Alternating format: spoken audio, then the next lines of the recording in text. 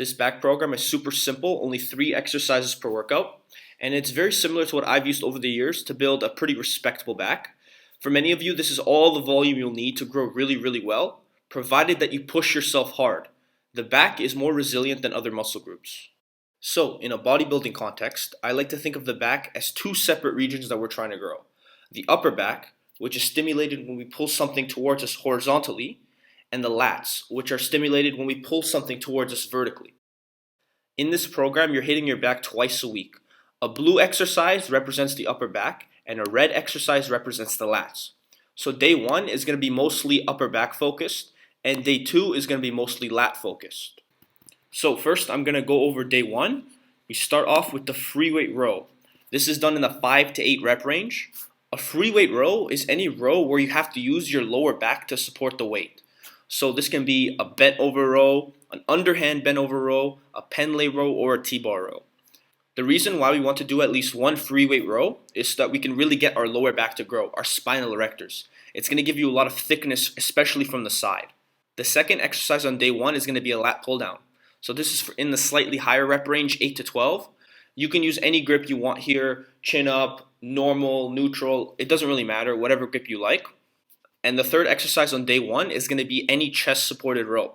So I have some options for you here. We can do cable rows, dumbbell rows, machine rows, seal rows. Basically, a chest supported row takes your lower back out of the equation, so we can really focus on the stretch and the contraction. So that's why I like to do these for slightly higher reps, 10 to 20 reps. And that's going to be day 1, which is really focused on growing the upper back. For our second back day of the week, we're going to be focusing mostly on the lats. So our first exercise is going to be the pull-up. Just like the free weight row, you want to do this in roughly the 5 to 8 rep range. Just make sure the grip that you're using is different from the lat pull down you did on day 1. So eventually, once you get strong enough at the pull-up, you want to eventually start adding weight.